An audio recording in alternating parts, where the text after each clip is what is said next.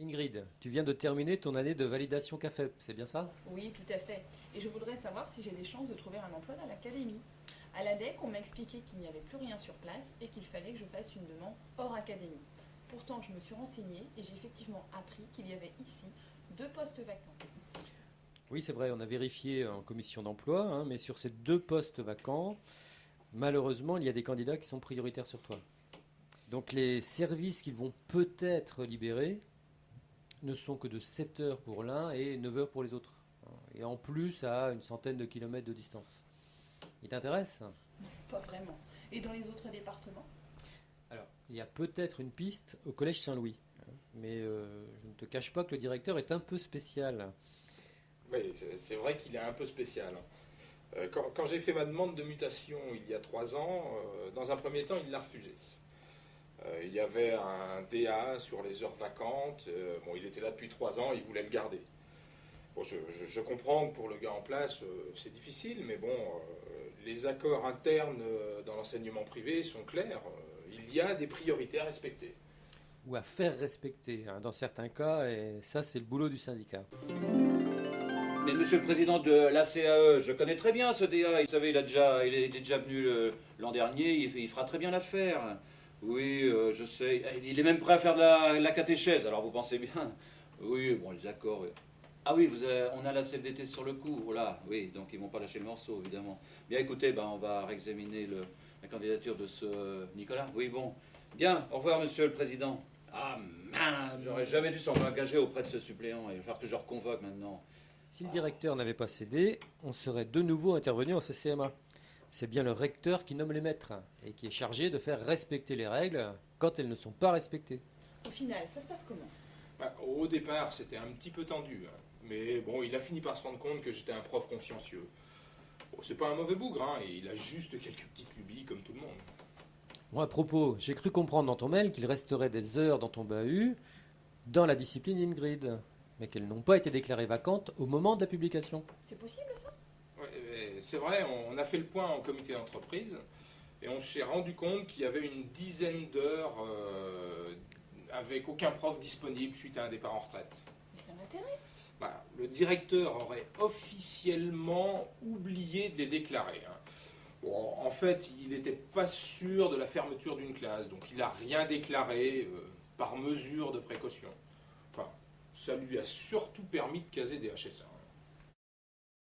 Bon, ben là, nous, on va intervenir en CCMA.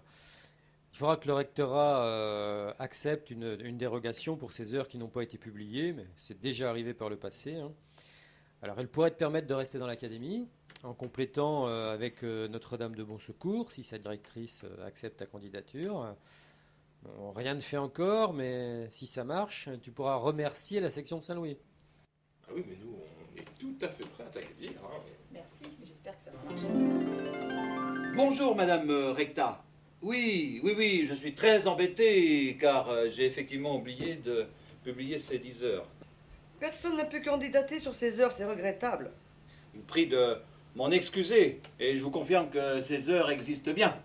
Vous savez qu'il existe une cafépienne sans affectation dans cette discipline dans l'académie? Une CAFEP pourrait candidater.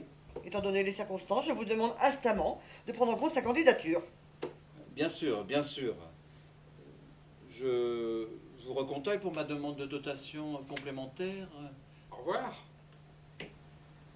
Ah, bah dis donc, je vois que tu t'ennuies pas trop pendant mon absence. Non, non, je réfléchissais. C'est peut-être une future collègue. Elle a l'air sympa, non? Oui, enfin bon, on en parlera plus tard. Catherine, je t'ai demandé de venir pour que tu nous parles du mouvement de l'emploi en premier degré. Tu peux nous en dire 2 mots? Alors, les décisions prises actuellement, elles dépendent beaucoup du budget. On est dans une période de forte réduction de postes, d'où par exemple la décision de ne plus accueillir les enfants de moins de 3 ans. Mhm.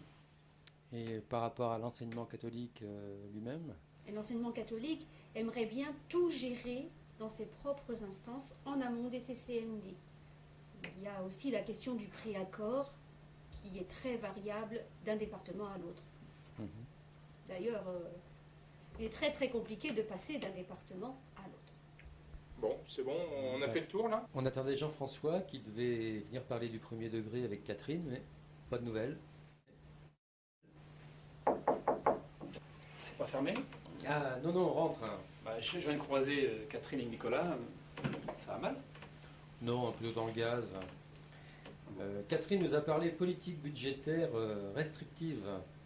Bah oui, parce que moins de postes, ça rend difficile la gestion de l'emploi, les mutations interdépartementales et puis des difficultés pour trouver un premier emploi à temps complet. D'accord.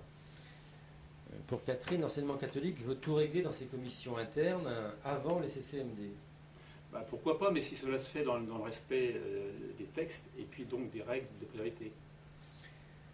Et si ces règles ne sont pas respectées? Eh bien, nous, à la CFDT, on utilise la CCMD pour demander l'application du droit. D'ailleurs, ces dernières années, nous sommes intervenus, nous avons aidé des jeunes enseignants à résoudre ces problèmes. Et je pense qu'on a été entendus, on a eu une action bénéfique. Donc, la CFDT était bien présente. Voilà.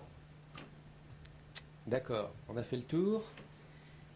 On se retrouve vers le 15 décembre. On parlera des congés de formation professionnelle. Très bien.